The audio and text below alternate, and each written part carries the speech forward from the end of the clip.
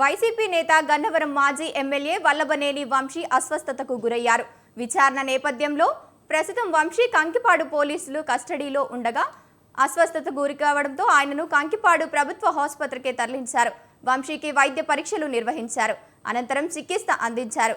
వంశీ శ్వాసకోశ సంబంధిత వ్యాధితో బాధపడుతున్నారన్నారు. సమాచారం తెలుసుకుని ఆసుపత్రి వంశీ భార్య పంకజశ్రీ ఆసుపత్రికి వచ్చి వంశీ ఆరోగ్యంపై ఆరా తీశారు.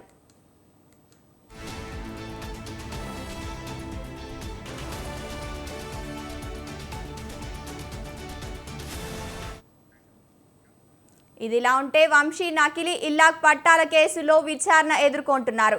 నూజివీడు కోర్టు వంశీని విచారించేందుకు అనుమతి ఇవ్వగా ప్రస్తుతం ఆయన పోలీస్ కస్టడీలో ఉన్నారు. ఈ నేపథ్యంలోనే నిన్న కంకిపాడు పోలీస్ స్టేషన్లో వంశీని విచారించారు.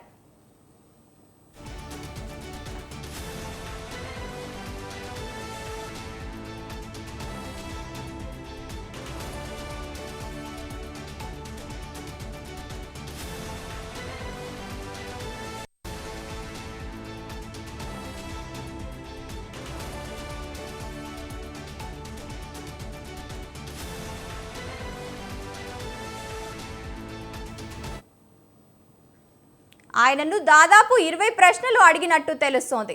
2019లో నకిలీ ఇళ్ల పట్టాలు ఎందుకు ఇచ్చారని ప్రశ్నించినట్టు తెలుస్తోంది. దీంతో పాటు పలు ప్రశ్నలు అడగ్గా ఆయన ఆందోళన చెందినట్టు సమాచారం. మరింత లోతుగా ఆయనను విచారించాల్సి ఉండటంతో రాత్రి పోలీస్ స్టేషన్లలోనే ఉంచారు. అస్వస్థతకు గురవడంతో ఆసుపత్రికి తరలించి చికిత్స అందిస్తున్నారు. ఆయన గత కొద్ది రోజుల నుంచి అనారోగ్యంగానే కనిపిస్తున్నారు. తీవ్రమైన దగ్గు సమస్యతో ఆయన బాధపడుతున్నట్టు తెలుస్తోంది.